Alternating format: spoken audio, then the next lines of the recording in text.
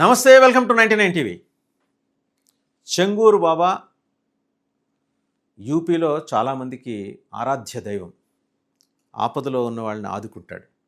ఎవరైనా పేదరికంతో ఉన్నాం బాబా అంటే పిలిచి కడుపు నిండా అన్నం పెడతాడు. బాబా ఇలా ఉద్యోగం లేదంటే తన దగ్గర ఏదో ఒక ఉద్యోగం, ఏ దర్గాలోనో ఒక ఉద్యోగం ఇప్పిస్తాడు. చెంగూరు బాబా దాని గురించి అంటే ఆయన పేరు, అసలు పేరు జమాలుద్దీన్. సో ఇవన్నీ చేసినందుకు ఆయన ఏం పెద్దగా ఆశించాడు వాళ్ళ నుంచి. ఆయన పికప్ చేసే విధానం ఎలా ఉంటుందంటే 18 ఏళ్ల నుంచి 25 ఏళ్ల లోపు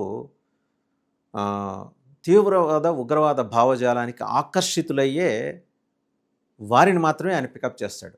is very selective and choosy. ఎందుకంటే ఆయన ఉన్న సమాజంలో 90% శాంతి కాముకులు ఉన్నారు. ఆ 10% ఉగ్రవాద భావజాలం వాళ్ళు ఉంటారు. వాళ్ళని ఆయన ఐడెంటిఫై చేస్తాడు.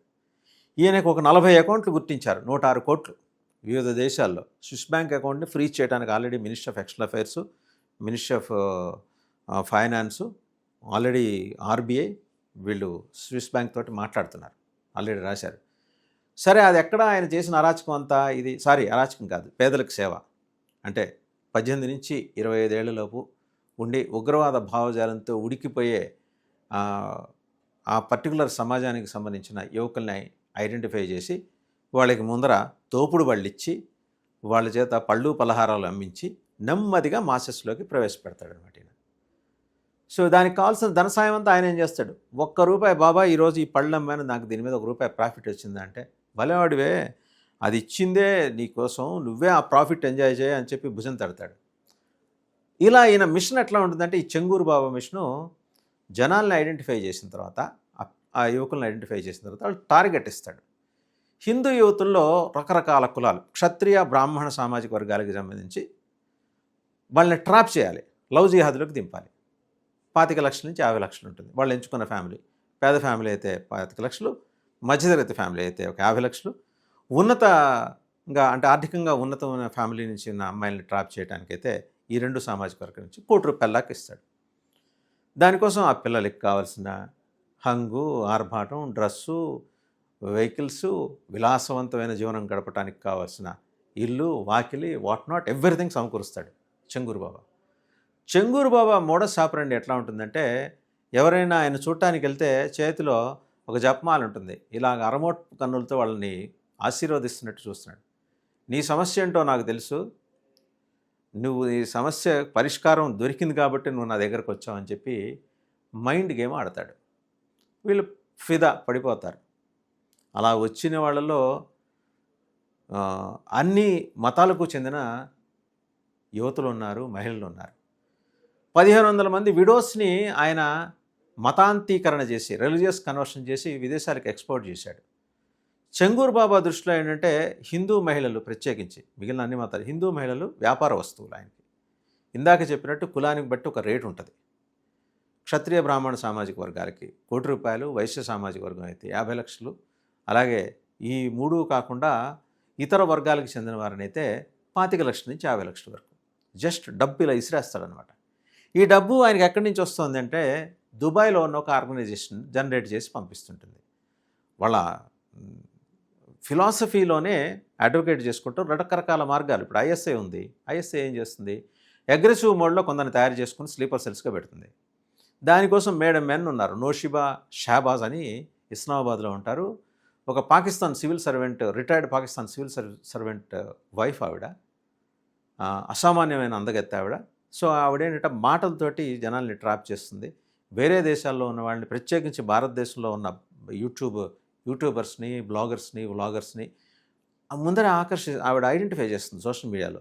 సో వాళ్ళని ఏంటంటే ఎలాగైనా పాకిస్తాన్ రప్పించడానికి అవసరమైన వీసా అరేంజ్మెంట్స్ అన్నీ పాకిస్తాన్ ఎంబసీ, ఢిల్లీలో చణికపురంలో ఉన్న పాకిస్తాన్ ఎంబసీలో ఉన్న తన వాళ్ళ ద్వారా, ఎవరికి అక్కడ మేడం ఫోన్ చేశారనగానే వీసా రెడీ. అలా వెళ్ళిన వాళ్ళే ఈ జ్యోతి మల్హోత్రా, ఆమెతో పాటు ఉన్న ఒక 11 మంది అలా ట్రాప్ అయిన వాళ్ళే. ఈవిడికి పాకిస్తాన్లోని పంజాబ్ ప్రాంతానికి చెందిన ఒక రిటైర్డ్ ఎస్ఐ ఉన్నారు.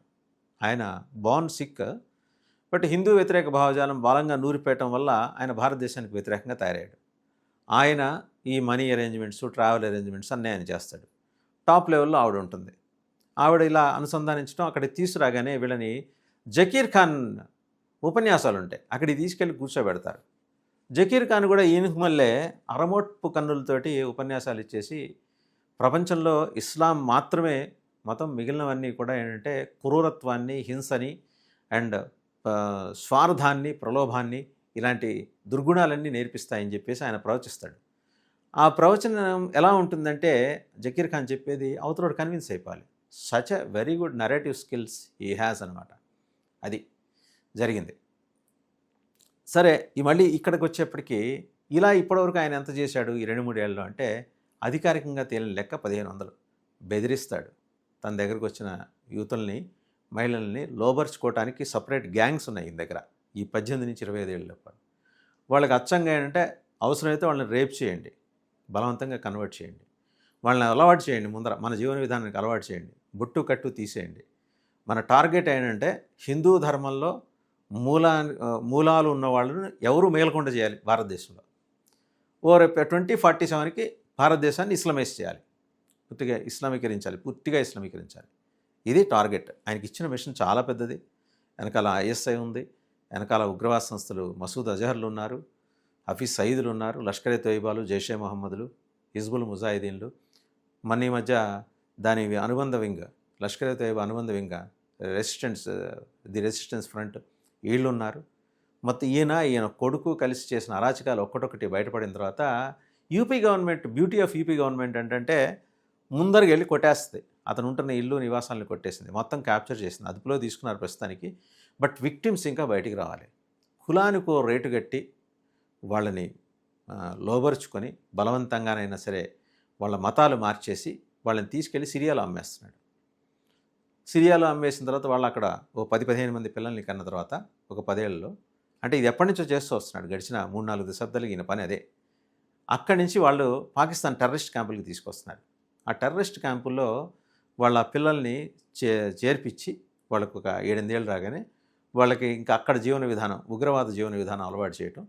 మీరు పుట్టిందే సావటానికి, చదవంగానే మీకు స్వర్గం దొరుకుతుందని చెప్పించే కార్యక్రమాలు జరిపించడం. సరే, ఒక్కొక్క చోట ఒక్కొక్క ఆపరేటర్ ఉండాలి కాబట్టి ఈ ఆపరేటర్ని ఇక్కడ ఉత్తరప్రదేశ్లో పెట్టారు. వాళ్ళ టార్గెట్ కూడా యూపీ ముఖ్యమంత్రి యోగి ఆదిత్యనాథ్. సో ఆయన ప్రభుత్వం 2 ఏర్పాటు చేసి, స్పెషల్ టాస్క్ ఫోర్సు అలాగే ఏటీఎస్, యాంటీ టెర్రరిస్ట్ స్క్వాడ్, వీళ్ళు ఈ 2 కలిపి కంబైన్డ్గా చేస్తే దొరికిపోయాడు. మొత్తానికి ఏంటంటే దేశవ్యాప్తంగా అలర్ట్ అయితే ఒకటి వచ్చింది. ఈవెన్ ఈయన ఆపరేషన్స్ హైదరాబాదు, కర్నూలు, గుంటూరు దాకా విస్తరించాయి. ఇప్పుడు లవ్ జిహాద్ ఇక్కడ కూడా జరుగుతోంది.